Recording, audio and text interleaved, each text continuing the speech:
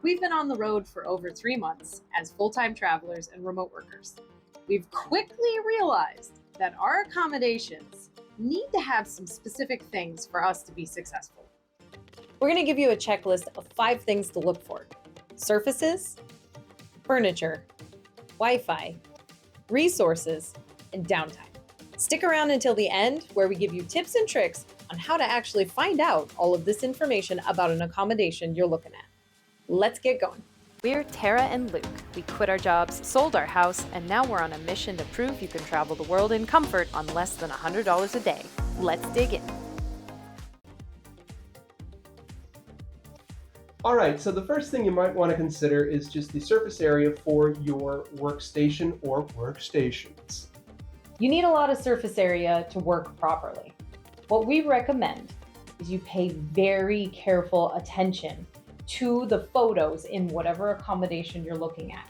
Look for tables, look for desks, look for surfaces that are going to be your likely workstation. We highly recommend that you actually measure your workstation and how much space it's going to take up for you to be comfortable. If you're concerned about the space, contact the host or the accommodation and ask them for measurements of the desk or table that you're planning on working at. You should also consider ergonomics when considering the work surfaces that you have available. For example, we have wireless mice, we have wireless keyboards, and we have laptop stands. We want to make sure our bodies are at 90-degree angles as frequently as possible to make sure our work is comfortable when we're doing it. You spend a lot of time at your workstation, so it needs to be comfortable, it needs to be ergonomic. We're really happy with our laptop stands, our wireless mice, and our wireless keyboards. Link in the description below. Sometimes we find ourselves in situations like we are in our current accommodation, where the full setup of our laptop stands, our wireless mice, and our wireless keyboards won't work if both of us are kind of trying to use them at the same time. However, we still have plenty of space at this table to both open our screens without colliding too much and working comfortably. Get away from my screen. Hey. So, while thinking about surfaces, we have to move on to the next item: furniture. Furniture! Another very important thing for your accommodations is furniture. You don't realize how much you loved your office chair until you don't have one. In all seriousness, in Asia specifically, there are a lot of accommodations where the amount of furniture you have is limited to just a bed and maybe a tiny desk. It's really important that you have a real chair, or if there's 2 of you, 2 real chairs. Having a back on your chair is super important when you're working for hours at a time. Having a stool is not great. Trust us, we know. We spent a month in Thailand with only little tiny stools for chairs, and it was not fun. What we found that's really helpful is accommodations that have separate seating areas.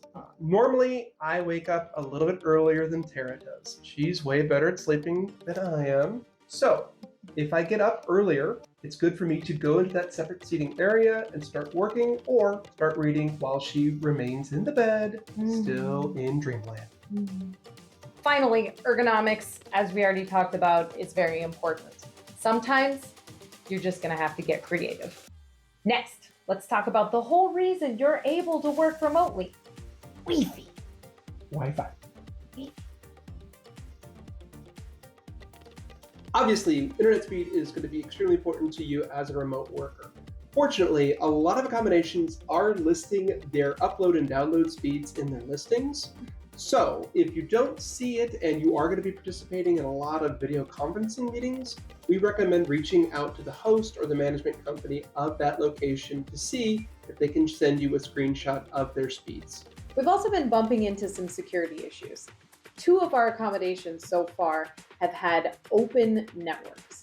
With one of them, we were actually able to contact the host and say, "Can you please put a password on this?" And he did right away. No problem. However, it's still a good practice to use a VPN. Another issue that we've encountered a couple of times during our travels has been a network with limited connectivity. So for instance, the accommodation that we're in right now that has a network where we can only connect 4 devices. If we were to try to connect a 5th device, it would boot us. It wouldn't allow us. Luckily, we were able to reach out to the host and they brought in another router. So now we don't have that issue. Another major factor of being a remote worker is making sure you have redundancy. If something happens to the power in your accommodation, or the internet goes out, or there's some issue, you need to make sure you can still connect.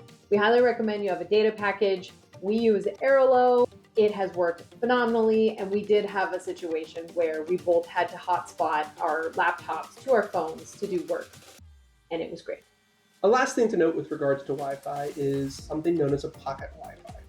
A lot of accommodations that we've seen in the description, people have mentioned having a pocket Wi-Fi, which, I don't know, on the surface it sounds like a good idea. Hey, great, I can take it with me and I can have Wi-Fi with me wherever I go.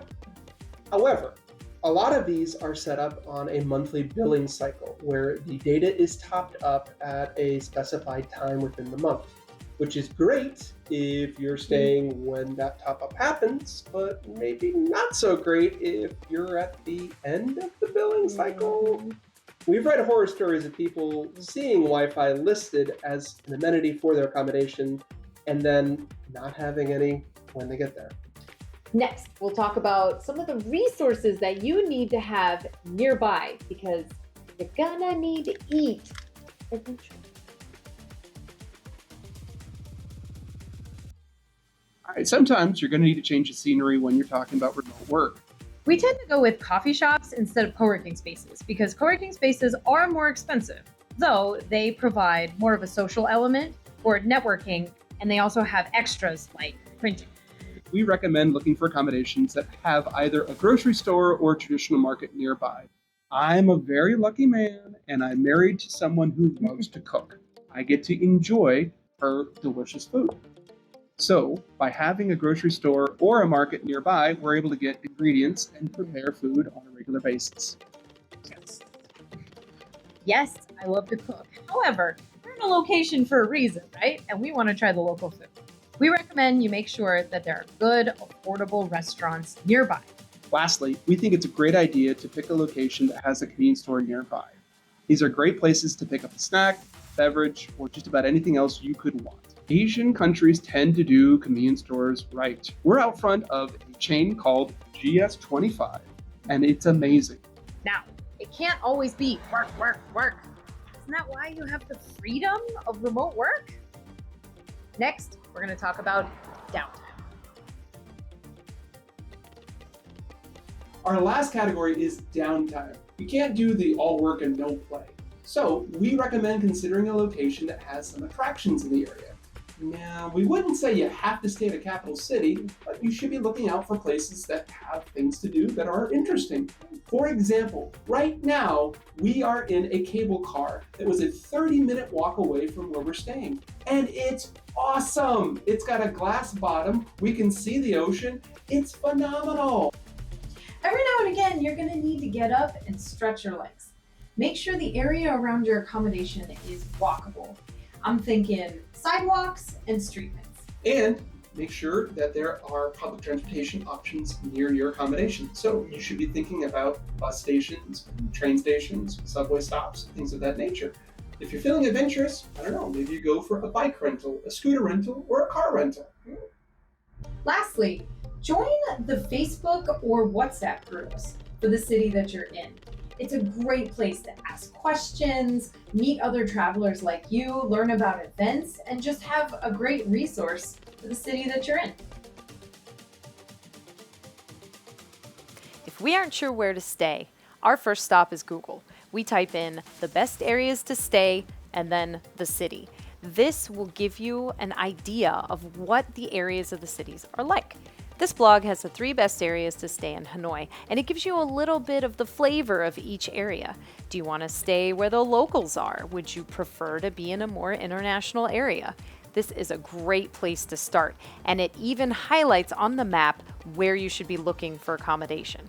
On a site like Airbnb, the reviews are going to default to most recent. You definitely want to check these. Check them for at least a couple months to make sure everything seems okay. Obviously, the date matters a lot. For this Airbnb in particular, I started reading the reviews, the recent ones, and everyone noted that the washing machine has issues and that for some people, it actually ruined their clothes. For us, this is a deal breaker. I'm going to use Airbnb for this example, but you can use any platform. Doesn't matter. You just want to use Google Maps. So once you have the address, or in this case, you're close to the address, take your little Google Maps dude. It's this little yellow guy right here. Pick him up and drop him on any of these glowing blue lines. And then you're going to get a good look at what the area around your accommodation is going to look like. Choosing an accommodation is a big deal, so you want to make sure you do all your homework first. Thanks for watching. Please like and subscribe. And let us know in the comments if we forgot something or if there's something else that you look for in an accommodation. Until next time. Bye.